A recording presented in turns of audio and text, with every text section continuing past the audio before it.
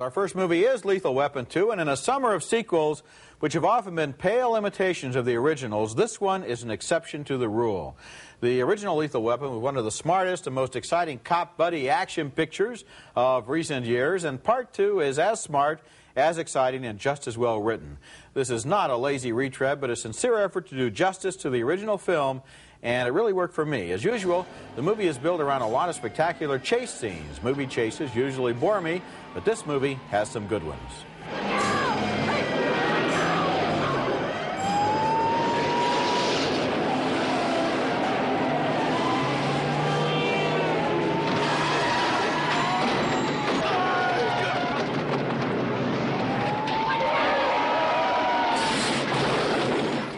That's Mel Gibson back again as a crazy cop named Riggs, and Danny Glover also returns as his partner Murtaugh. They're given the assignment of guarding a pipsqueak government witness played by Joe Pesci in a brilliant comic performance. I know all those routines. Leo Getz? Yes, sir. Yes, sir, that's me, Leo Getz. Whatever you need, Leo Getz. You get it? I use that all the time to break the ice when I meet people. You know, it's good. The villains in the movie are South African diplomats who are involved in some kind of drugs and gold scandal. Mel Gibson makes them his personal enemies. Eeny, meeny, miny.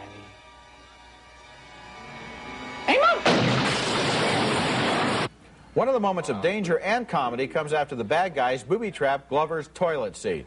1, 2. Wait. What? Do we do it on 3 or do 1, 2, 3, then do it? Oh, it's your ass, Cochise. I mean, it's up to you. My ass, yeah. 3. With a lot of sequels, the filmmakers use all of their ideas in the first movie and then they just rip themselves off the second time around, but not this time.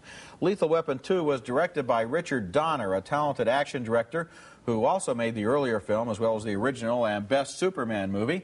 His writer this time is Jeffrey Boehm, and together they've kept the feel and charm of the original film, including the odd couple relationship between the middle-class Glover and the street-crazy Gibson.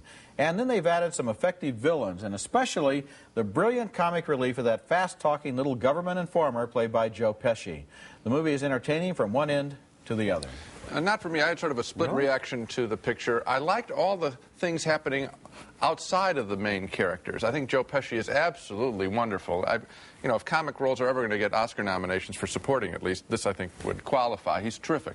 And I liked this woman, Patsy Kensit, who you didn't mention, who was the girlfriend, the love interest of Mel Gibson. I thought she was really erotic and kind of exciting, fresh face. She's a rock singer.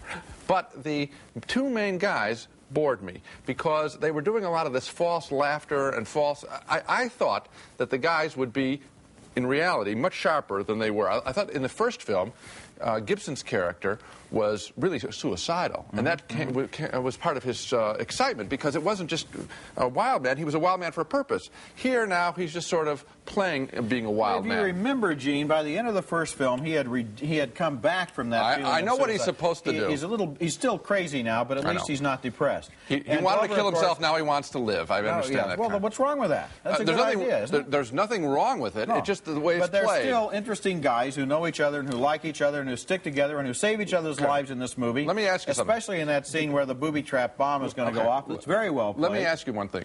Do you know what I'm referring to when I say about the false conviviality of scenes like that? I didn't feel it was false. I've seen a lot of movies this summer in which nobody on the screen was as intelligent as everyone in the audience. Yeah, right. In this movie, it seemed to me the intelligence level was higher, and they they had a lot of interesting new situations, a lot of interesting setups, and special effects here. They were not simply doing a pale retread. Okay, it's not as bad as the Ghostbusters sequel or the Star Trek Nowhere near as bad, no. But I thought that the people around them were original. They themselves were not special. Okay, even without being able to convert you, I'll just say this. If people want an action picture, instead of Ghostbusters or Star Trek go see Batman. or Batman, go see this one. It's a lot more fun.